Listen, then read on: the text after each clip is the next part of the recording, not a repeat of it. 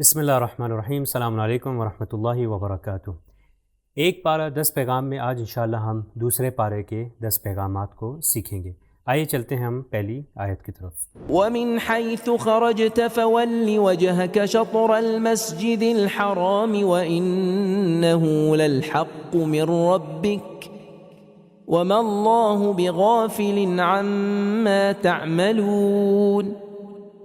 اس آیت سے جو پیغام ملتا ہے وہ ہے کہ قبلے کی طرف خاص توجہ۔ اس میں کہا جا رہا ہے کہ پیغمبر آپ جب بھی نکلیں، آپ جب بھی باہر آئیں تو آپ کعبے کی طرف رخ ہو کے، یعنی قبلے کی طرف، خانہ کعبے کی طرف رخ ہو کے آپ آئیں۔ تو یہ ہمیں ایک مین جو اسلامک کلچر کے اندر بہت امپورٹنس جو رکھتا ہے وہ ہے کعبہ اور قبلہ کی اہمیت۔ جیسے کہ ہم لوگ نماز پڑھتے ہیں تو مسلمانوں کا ایک اتحاد کا پوائنٹ ہے کعبہ۔ نماز جس طرح ہم لوگ پڑھتے ہیں تو واجب ہے کہ نماز میں اپنے رخ کو، اپنے آپ کو کعبے کی طرف اپنا رخ کریں، اور دوسرے اعمال عبادی میں بھی، مستحب اعمال میں بھی مستحب ہے کہ اپنے آپ کو کعبے کے رخ رکھیں۔ اور پیغمبر کی سیرت میں سے ایک سیرت یہ تھی کہ آپ جو ہے بیشتر اوقات جو ہے اکثر جو ہے آپ کعبے کی طرف یعنی قبلے کی طرف رخ کر کے آپ بیٹھا کرتے تھے۔ حضرت ابراہیم علیہ السلام کو دیکھیے کہ حضرت ابراہیم علیہ السلام نے اپنا مشن، اپنی تبلیغ جو ہے وہ موومنٹ جو ہے وہ کعبے کے پاس سے سٹارٹ کی۔ اسی طرح ہمارے آخری پیغمبر نے، حضرت محمد صلی اللہ علیہ وسلم نے، آپ نے بھی تبلیغ کا آغاز جو کیا وہ کعبے کے پاس سے کیا، اور انشاءاللہ امام زمانہ علیہ السلام جب تشریف لائیں گے تو آپ بھی اس مشن کو، آپ اس تبلیغ کو کعبے کے پاس سے ہی شروع کریں گے۔ آئیے اب چلتے ہیں ہم اپنی دوسری آیت کی طرف۔ وَلَا تَقُولُوا لِمَن يُقْتَلُ فِي سَبِيلِ اللَّهِ أَمْوَاتٌ بل احیاء ولكن لا تشعرون۔ دوسرا پیغام جو اس پارے سے حاصل ہوتا ہے وہ کہ شہداء کی یاد کو زندہ رکھے۔ جی ہاں، زیادہ سے زیادہ ہمیں چاہیے اور جتنا ہو سکے کہ شہداء کی یاد کو زندہ رکھیں، اپنی محافل میں، اپنی گیدرنگز میں شہداء کی یاد کو زندہ رکھیں۔ آج دیکھیں مختلف ممالک کے اندر یہ جو شیعہ مسنگ پرسن کا جو ایک ایشو چل پڑا ہے کہ شیعوں کو اٹھایا جا رہا ہے، ہمارا شریف فریضہ یہ ہے کہ ہم اپنی آواز اٹھائیں۔ کیوں؟ کیونکہ ہم سارے اس شہداء کی لائن میں چل رہے ہیں اور شہداء کے راستے میں ہیں، تاکہ ہم ان شہداء کی یاد کو زندہ رکھ سکیں۔ بی بی زہرا سلام اللہ علیہ کے بارے میں ہے کہ آپ شہداء کے لیے بہت جو ہے دعائیں کیا کرتی تھی، اسپیشلی حضرت حمزہ کے لیے۔ اور ایک اور ہمارا اس چیز کے اندر جو ہمیں ہے کہ ہم شہداء کے بارے میں، شہداء کی زندگی نامے، بایوگرافیز وغیرہ کے بارے میں پڑھیں، تاکہ ہمیں پتہ چلے کہ وہ کس راستے پہ تھے اور ہم اپنی زندگیوں کو کس طرح بہتر سے بہتر گزار سکتے ہیں۔ آئیے اب چلتے ہیں ہم اپنی اگلی آیت کی طرف۔ والذین آمنوا اشد حبا للہ۔ تیسرا پیغام جو اس پارے سے حاصل ہوتا ہے وہ خدا کی محبت کے نظام کا محور۔ جی ہاں، جو پروردگار پر، جو خدا پر ایمان لاتا ہے، اس کی محبت پروردگار سے بڑھ جاتی ہے، اور ایک ایمانی زندگی جتنی اچھی سے اچھی ہم لوگ گزارنا چاہتے ہیں اس کے لیے محور پروردگار کی محبت ہونا چاہیے۔ امام علی علیہ السلام فرماتے ہیں، جو ہم سے محبت کرتا ہے قیامت میں ہمارے ساتھ ہوگا، اور اگر کوئی پتھر سے محبت کرتا ہے تو وہ پتھر کے ساتھ محشور ہوگا۔ آئیے اب چلتے ہیں اگلی آیت کی طرف۔ كتب عليكم إذا حضر أحدكم الموت إن ترك خيرا الوصية للوالدين والأقربين بالمعروف حقا على المتقين۔ چوتھا پیغام جو اس پارے سے حاصل ہوتا ہے وہ ہے وصیت کی طرف توجہ۔ جی، اسلام میں وصیت کی طرف بہت توجہ دلائی گئی، اور روایات کے اندر بھی بہت تاکید ہے کہ ایک مومن، ایک مسلمان کو چاہیے کہ وہ وصیت کر کے اس دنیا سے جائے۔ ہمیں نہیں پتہ کہ ہم نے اس دنیا سے کب جانا ہے، تو اس لیے ہمیں چاہیے کہ اپنی وصیت کو آمادہ اور اس کو ریڈی رکھیں۔ 1/3 مال کے بارے میں انسان جو ہے اپنی وصیت کر سکتا ہے، یعنی 1/3 جتنا مال ہے اس کے 1/3 کی وصیت کر سکتا ہے کہ میرے بعد یہ کہاں پر استعمال ہو، اور انسان کو چاہیے کہ وصیت کر کے ضرور جائے۔ کیونکہ آج کی دنیا میں آپ لوگوں نے بہت جگہ پر دیکھا ہوگا کہ جو لوگ وصیت نہیں کرتے اور اس دنیا سے چلے جاتے ہیں تو ان کے پیچھے جو فیملی ممبرز ہیں یا ریلیٹیوز ہیں، رشتہ دار ہیں، وہ بہت مشکل میں آ جاتے ہیں، کیونکہ یہ وراثت کے معاملات ہیں، یہ مال ہے، دنیا کی دولت ہے، اور بہت لڑائی جھگڑے ہوتے ہیں۔ تو ایک مومن انسان کو چاہیے کہ وصیت ضرور کریں، اور ایک وصیت کس طرح کریں، کیا ہونی چاہیے، اس میں بہترین طریقہ یہ کہ ہمیں چاہیے کہ ہم شہداء کی وصیتوں کو پڑھیں، کہ شہداء اس مقام پر کس طرح پہنچے اور اپنی وصیت میں کیا لکھ کر گئے، تاکہ ایک مومن بہترین اس راستے میں قرار پا سکے۔ آئیے اب چلتے ہیں ہم اپنی اگلی آیت کی طرف۔ يا أيها الذين آمنوا كتب عليكم الصيام كما كتب على الذين من قبلكم لعلكم تتقون۔ پانچواں پیغام جو اس پارے سے حاصل ہوتا ہے وہ ہے روزہ اور ماہ رمضان کی اہمیت۔ جی اس آیت کے اندر بیان ہوا ہے لعلکم تتقون، یعنی اگر روزہ رکھیں گے تو لعلکم تتقون کہ شاید آپ تقویٰ تک پہنچ جائیں۔ تو اصلی ہدف ہے کہ تقویٰ تک پہنچ جانا، اور ماہ مبارک کے رمضان میں روزہ رکھنے کا ہدف صرف جسمانی اور ظاہری طور پر بھوکا اور پیاسا رہنا نہیں، بلکہ یہ ہے کہ باڈی پارٹس جو دوسرے ہیں، اعضائے بدن ہیں، وہ بھی روزہ رکھیں۔ کہیں ایسا نہ ہو کہ ہم لوگ جسمانی اور ظاہری طور پر بھوکے اور پیاسے 10-12 گھنٹے گزار رہے ہوں، مگر ہاں اپنی زبان سے غیبت کر رہے ہوں، تہمت کر رہے ہوں، جھوٹ بول رہے ہوں اور دوسروں پر الزام لگا رہے ہوں۔ رسول خدا صلی اللہ علیہ وآلہ وسلم فرماتے ہیں روزہ دار سو بھی رہا ہو تو عبادت میں ہوتا ہے۔ آئیے اب چلتے ہیں اپنی اگلی آیت کی طرف۔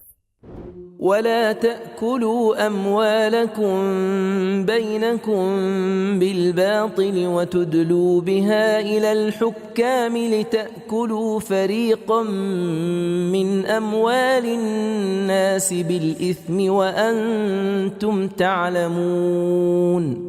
چھٹا پیغام جو اس پارے سے ملتا ہے وہ ہے رشوت سے پرہیز۔ جی ہاں، ایک مومن انسان کو، ایک مسلمان کو رشوت سے بچنا چاہیے، چاہے وہ رشوت لینا ہو یا چاہے وہ رشوت دینا ہو۔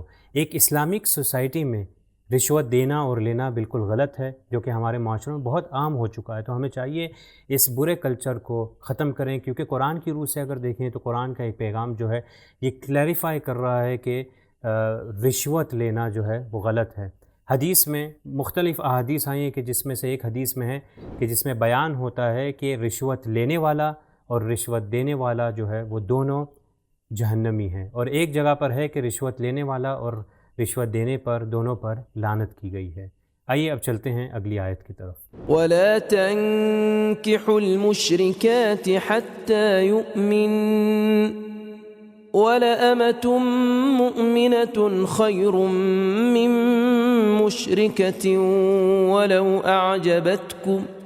ساتواں پیغام جو اس پارے سے حاصل ہوتا ہے وہ ہے ایمان شادی کا اہم معیار۔ جی اس آیت کے اندر جو بیان ہو رہا ہے کہ اس میں یہ بتایا جا رہا ہے کہ مشرکات سے شادی نہ کرے جب تک وہ ایمان نہیں لاتی۔ تو ایک اہم کرائیٹیریا شادی کے لیے وہ ایمان کو بیان کیا گیا ہے، کیونکہ ایسا نہ ہو کہ ظاہری طور پر دوسرے کی خوبصورتی کو دیکھ کر آپ شادی کر لیں اور بعد میں مختلف مشکلات آ جائے اور اپنی نسلوں کو خراب کر لیں۔ امام صادق علیہ السلام فرماتے ہیں اگر آدمی عورت کی صرف خوبصورتی اور مال کو دیکھ کر شادی کرے اس کو وہ حاصل نہیں ہوتا، مگر اگر عورت کے دین کی خاطر شادی کرے تو خدا اس کے نصیب میں خوبصورتی بھی لکھتا ہے اور مال بھی۔ جی ہاں، جیسا کہ حدیث میں بیان ہوا، ہم نے بہت زیادہ اپنی زندگی میں اپنے اطراف میں ارد گرد آس پاس لوگوں کو دیکھا ہوگا کہ جو ان کا مین کرائیٹیریا شادی میں کیا ہوتا ہے کہ انہیں خوبصورت لڑکی مل جائے، مگر جب ان کا مین کرائیٹیریا یہ ہوتا ہے کہ خوبصورتی ملے تو نہ انہیں مال ملتا ہے نہ انہیں جمال ملتا ہے۔ حدیث سے یہ سمجھ آتا ہے کہ اگر معیار ایک کرائیٹیریا ایمان کو قرار دیں گے، اگر لڑکا شادی کرنا چاہتا ہے تو وہ دیکھے کہ لڑکی کتنی ایماندار ہے، وہ کتنی مذہبی، اور اگر لڑکی کرنا چاہتی ہے تو وہ دیکھے کہ لڑکا کتنا جو ہے وہ ایماندار اور ایمان والا شخص ہے۔ تو جب لڑکا یہ دیکھے گا، ایمان کی خاطر شادی کرے گا، تو پروردگار، اور اس حدیث میں بھی ہے اور پروردگار کا وعدہ بھی ہے کہ پروردگار اس کو جمال بھی دے گا اور مال بھی دے گا۔ آئیے اب چلتے ہیں اگلی آیت کی طرف۔ والوالدات يرضعن أولادهن حولين كاملين لمن أراد أن يتم الرضاعة۔